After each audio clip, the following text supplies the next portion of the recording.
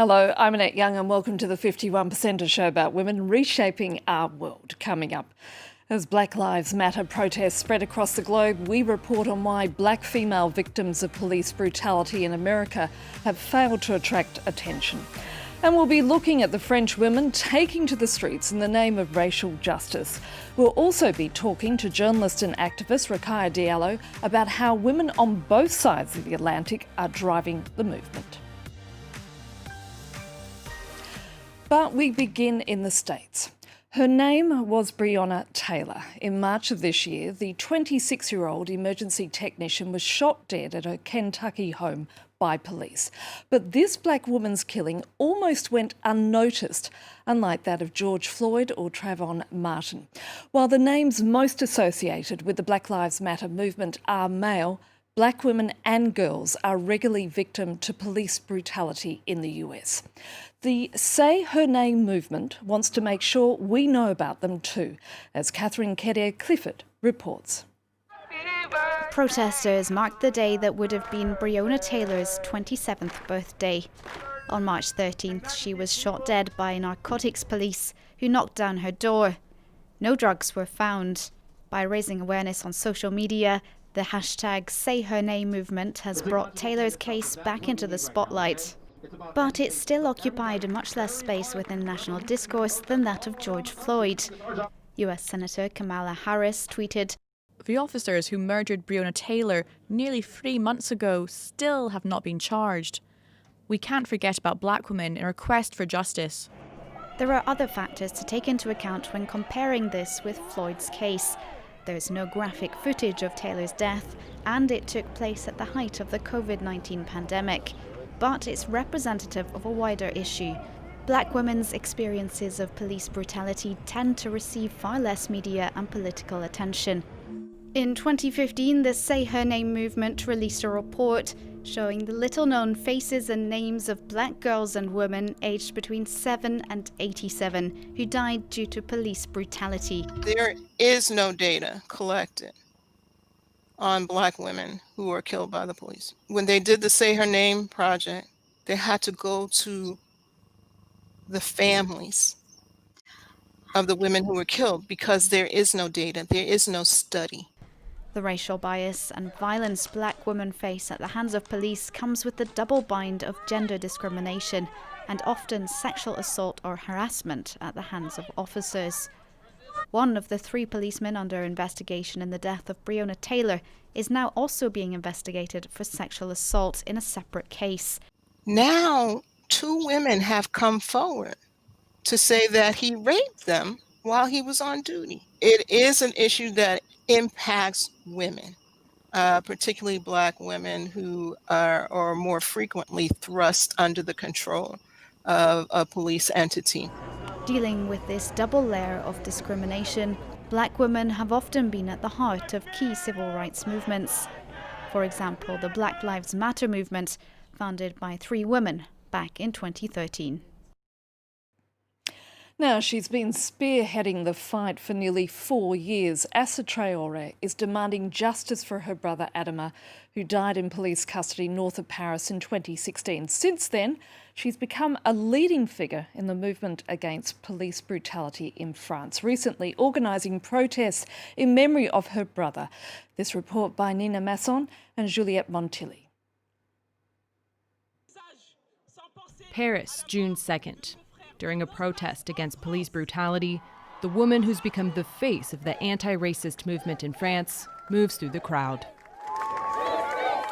Tens of thousands gather around the rally's organizer. Toutes les personnes racisées, nous avons le droit de participer à la construction de ce monde. Assa Traoré has been a leading activist since July 19, 2016, when her brother Adama died in police custody on the night of his 24th birthday. Since then, she's been fighting for all victims of police violence. At her home in a southern Paris suburb, the 35-year-old mother juggles media interview requests, calls from her lawyer, and updates from her nonprofit.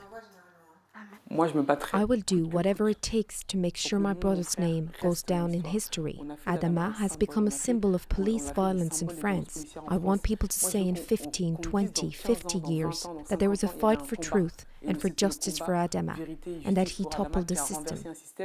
4 years of activism with little legal progress. But as Asa says, her movement is a war machine that won't give up.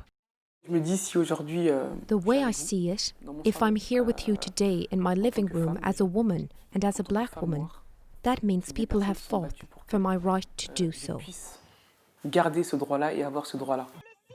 Asa isn't the only woman hoping for change. Aïssa Maïga was one of the first actresses to denounce racism in French cinema. Une représentation positive et digne des populations afrodescendantes françaises. Also part of the movement, singer Camélia Jordana, giving a voice to the voiceless. Musicians, actresses, activists, these French women are united by their promise to speak out against discrimination. Joining me now is Rokhaya Diallo, a journalist and anti-racism campaigner here in France. Rokhaya, thank you so much for your time. As we've seen there in our reports, there are indeed similarities between France and the States when it comes to the issue of police brutality. But what is particularly different about the situation in this country?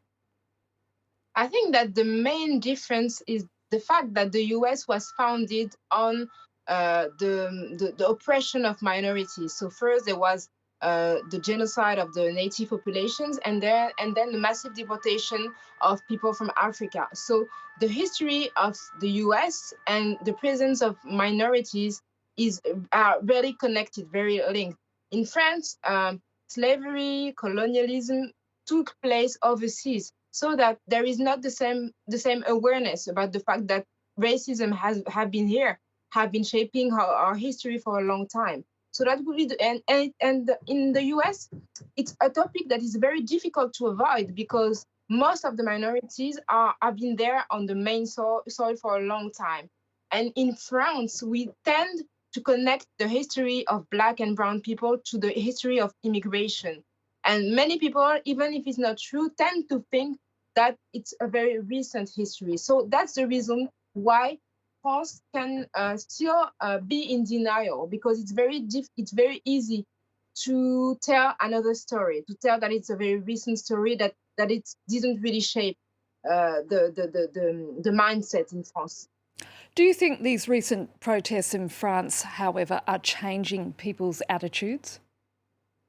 There is a younger generation who is really ready to question France. So it's changing something because many people who are not involved in those movements, who are not really aware of what is happening regarding police brutality, didn't expect to see so many people in the streets. So it's to me, it's a wake-up call in France, especially in the French media, because the topic was not really well covered. So when it comes to the US, you have the French media being very good on commenting and analyzing the racial structure in the US. But when it comes to France, the racial side is always avoided. And having those protests in Paris forced the media to cover the race issue in France. And to me, it's something very, very positive.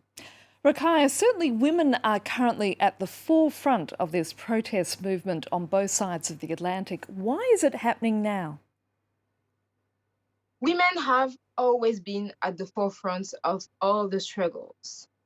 In the US, during the civil rights, there were women, but at that time, the microphone was rather given to men, and it has changed at the very early days of the Black Lives Matter movement, thanks to social media. Women have an equal access to the public sphere because they have the means to just make their own rooms. And I think that there is something else in France, is that women are, so most of the victims of police brutalities in France are men. So 90% of them are men. And most of people who survive them are their wives, their sisters, their mothers. And they are the ones who go public to seek for justice. So there have been several generations of women who wanted to have justice for their relatives. And it's something to me that explains why women are at the forefront of those struggles. By having women as leaders, what impact does this have on the movement itself? It helps a lot to many people, especially younger women, to be inspired. For example, Assa Traoré is now an icon. She's a political figure, of course, but she's also an icon because she's seen as being like facing very bravely the institutions, the system, police brutality. So to me, it really helps younger women to take their part and just to be out in the street and to feel like they are welcome to be the voices of anti-racism struggle in France. Finally, Rokhaya, do you see any substantive changes emerging from these protests? What I would say is that the change is in the way we publicly speak about racism. There is much hostility towards those protests, but at the same time, I have the feeling that today it's a topic you cannot ignore anymore. And even if it's not enough, to me, it's a major step because we're having conversations about whiteness, about white privilege, which was not the case even 10 days ago. And it's something to me that is new. So the notion of whiteness is challenged mainly by the mainstream media, but the fact that it's even part of the debate, part of the discussions means that you have to deal with those issues. And to me, it's one step, but it means that the further generations will be accustomed to discussing race, and it will be easier for the generations to come to make their points. Rokhaya Diallo, it's been great speaking to you. Thank you so much. Thank you. It was a pleasure. And that's it for this edition. You can also connect with us via our Facebook page, that of course being France24.51%, or do send us a tweet at _51%. So until our next show, bye for now.